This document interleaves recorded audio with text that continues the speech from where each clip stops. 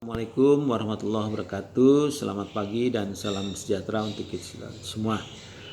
Pertemuan ketiga, nanti topiknya ada dua yang akan saya jelaskan terkait dengan psikologi industri. Yang pertama terkait dengan emosi, persepsi, dan faktor-faktor yang mempengaruhi.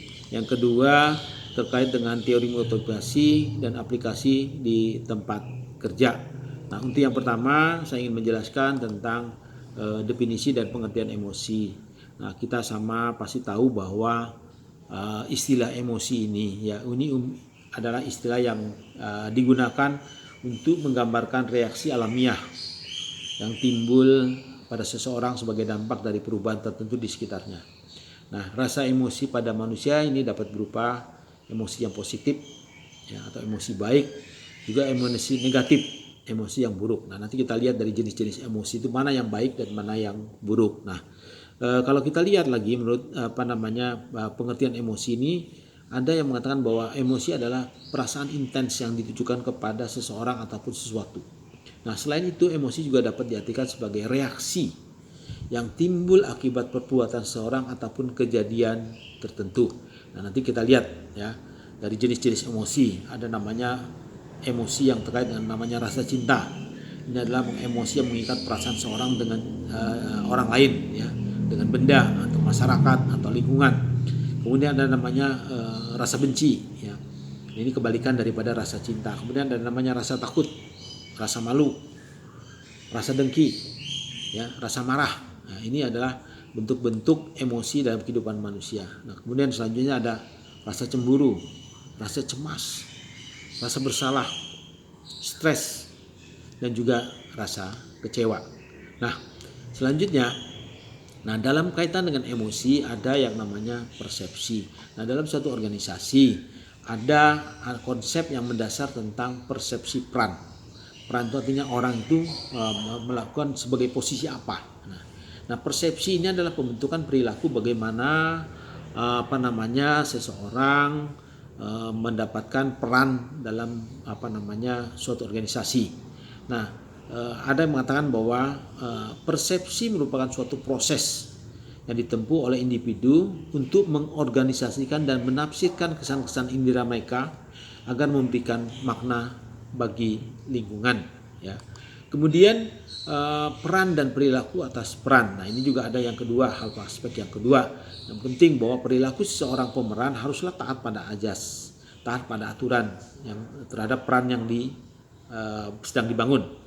Aturan peran dibangun sebagai alat kontrol utama bagi penciptaan sikap, tindakan, dan perilaku yang selaras dengan pencapaian tujuan organisasi. Nah, ada yang namanya role perception.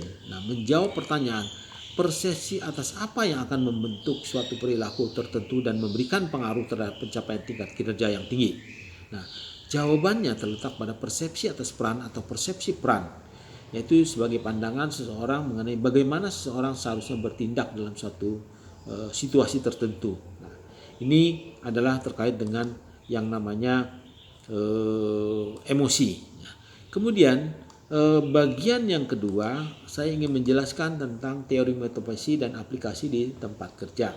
Ya, nah konsep dari dan pengertian daripada motivasi. Nah, kita ketahui bersama bahwa motivasi itu adalah serangkaian sikap dan nilai-nilai yang mempengaruhi individu untuk mencapai hal yang spesifik sesuai dengan tujuan daripada individu. Nah, ini adalah terkait dengan motivasi. Nanti bisa dilihat di dalam paparan yang saya sampaikan ada beberapa pengertian daripada motivasi. Nah, kemudian apa faktor-faktor yang mempengaruhi manusia ya terhadap motivasi ya. Nah, Einstein mengatakan bahwa jenius itu ada 10% inspirasi dan 90% adalah keringat. Maknanya adalah sukses itu diperoleh karena kerja keras. Ada individu yang memiliki kemampuan yang rendah dibandingkan temannya ya. Ini dalam berkaitan dengan mungkin di sekolah yang lebih berbakat, lebih pintar, IQ tinggi.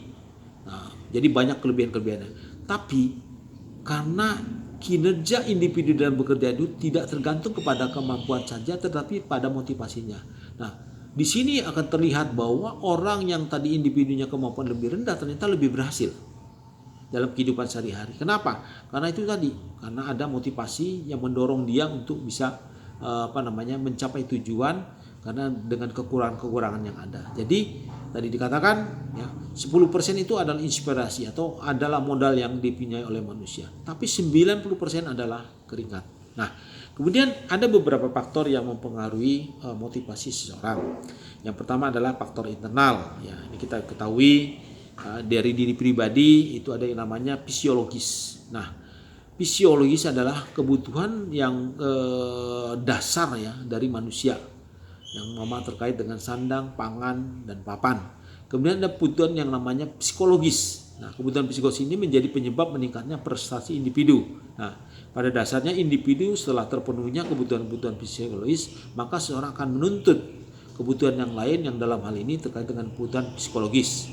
Nah, kebutuhan akan kasih sayang, kebutuhan mempertahankan diri, kebutuhan memperkuat diri. Nah, ini adalah teori-teori dari Abraham Maslow.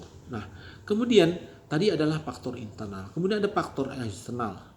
Bahwa seseorang pekerja itu termotivasi untuk bekerja lebih baik, ini tergantung pada faktor yang dikendalikan oleh katakanlah pimpinan perusahaan. Atau kalau ada wirausaha, bos dari wirausaha tersebut. Nah, dan juga adanya interaksi positif antara dua faktor tersebut ya, internal dan eksternal. Nah, ini tentunya menghasilkan motivasi yang tinggi. Nah, jadi dalam kaitan dengan motivasi ada beberapa teori tentang motivasi ya. Ada namanya carrot and stick, reward and punishment ya. Kemudian ada namanya hierarchy of needs yang tadi yang saya sampaikan dari Abraham Maslow. Ada namanya kebutuhan fisiologis, keamanan, kasih sayang, penghargaan, dan aktualisasi diri. Kemudian ada teori dari two factors dari Herzberg ya, ini mengenai motivator dan hygiene. Kemudian ada namanya teori ekspektasi ya, ini dari Viktor Fromm ya, yang fokus pada faktor hasil ketimbang daripada pada faktor kebutuhan. Kemudian juga ada yang dari Porter and Lawler model. Nah, ini adalahnya ada intervensi variabel-variabel yang mempengaruhi motivasi ya dari beberapa hal. Nah, kemudian ada namanya equity theory dari Stacey Adams ya. Stacey Adams itu adalah equity, distribusi dan prosedur dan justice and opportunity. Nah, kemudian ada lagi teori dan namanya reinforcement theory atau teori pengukuhan dari Skinner ya. Kemudian ada dari McClellan, ini termasuk yang terkenal dalam McClellan needs theory ya. Yang kebutuhan manusia itu adalah ada kebutuhan terhadap power atau kekuasaan, achievement, kemajuan atau affiliation ya. Nah, kemudian yang terakhir adalah dari Alderfer yang disebut dengan ERG theory, yaitu existence ya. Kemudian ada namanya relatedness dan yang ketiga adalah growth ya. Nah, ini adalah tiga teori kebutuhan dari Alderfer ya, ERG. Nah, kemudian saya ingin menjelaskan tentang teori motivasi McGregor yang terkenal dengan teori X dan Y ya.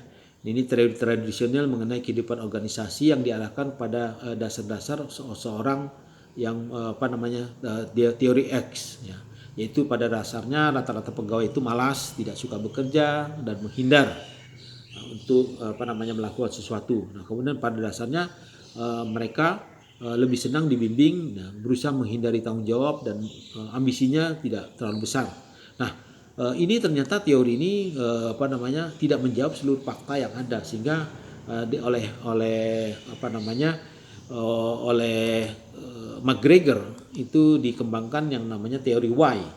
Jadi teori Y ini adalah hal-hal positif bahwa manusia itu usaha fisik dan mental ini dalam rangka untuk manusia itu bekerja itu merupakan suatu kodrat. Jadi mereka butuh ya melakukan sesuatu kegiatan. Nah, kemudian manusia itu pada dasarnya bersedia belajar.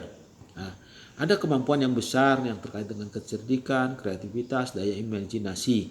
Nah, kemudian juga adanya suatu keterikatan terhadap tujuan organisasi. Ini adalah dasar utama dari teori Y.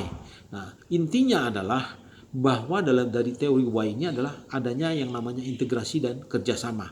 Jadi dengan integrasi para karyawan ini nanti dapat mencapai tujuan mereka melalui sumbangannya dalam rangka pencapaian tujuan organisasi di mana dia mengikatkan diri.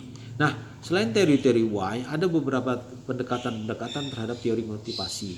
Yang pertama adalah pendekatan tradisional. Nah, pendekatan tradisional ini bahwa karyawan itu atau manusia itu dimulai dengan asumsi yang sifatnya adalah pasif reaktif. Nah, dianggap tidak memiliki keinginan untuk berinisiatif ya tadi ya. Nah, kemudian semangat kerjanya mereka ini perlu diperkuat ya oleh perasaan tanggung jawab serta ada rasa kepemilikan. Nah, determinasi dirinya juga ini saling terkait dengan apa yang disebut dengan employee engagement ya. Jadi kalau mereka merasa ada keterikatan dengan apa yang dilakukan di dalam perusahaan, maka dia akan merasa terlibat dan punya motivasi. Nah, kemudian ada lagi yang namanya pendekatan modern ya. Nah, teori mengenai employee engagement ini menjadi teori motivasi karyawan dengan pendekatan yang lebih modern ya. Nah, ini berharap bahwa ada 3 kebutuhan fisiologis dari karyawan yang tentunya nanti bisa dipenuhi sehingga motivasinya bisa meningkat. Yang pertama adalah yang namanya otonomi, kemudian kompetensi, dan ketiga adalah koneksi. Nah, kemudian saya ingin menjelaskan ada teori yang lain ya. Teori salah satu adalah namanya teori isi ya. Secara garis besar tentunya kita bisa membedakan teori motivasi ini menjadi 2. Yaitu pertama adalah teori isi atau namanya content theory dan namanya teori proses atau proses teori. Nah, teori isi motivasi ini bermaksud untuk menentukan apa yang menjadi motivasi seorang dalam pekerjaannya. Nah, awalnya mereka menganggap bahwa uang ini adalah menjadi salah satu motivasi utama ya, atau dalam kaitan dengan manajemen ilmiah.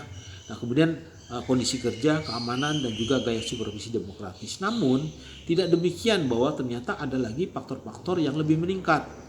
Nah, seperti yang disampaikan oleh Maslow ya, katanya kebutuhan untuk penghargaan dan aktualisasi diri. Kemudian ada namanya tanggung jawab dan pengakuan prestasi dan pertumbuhan, ini dari two factors teorinya Herzberg ya. Nah, dalam selanjutnya ada 3 model dari teori isi ya. Pertama adalah hierarki kebutuhan dari Maslow, kedua ada namanya teori motivasi berprestasi dari McClellan, dan yang ketiga adalah teori dari 2 faktor dari Herzberg ya. Ini adalah teori-teori yang terkait dengan teori motivasi. Demikian mungkin yang bisa saya sampaikan. Sebagian besar bahannya sudah ada dalam paparan yang saya buat. Demikian, wabillahi taufiq wal hidayah. Wassalamualaikum warahmatullahi wabarakatuh.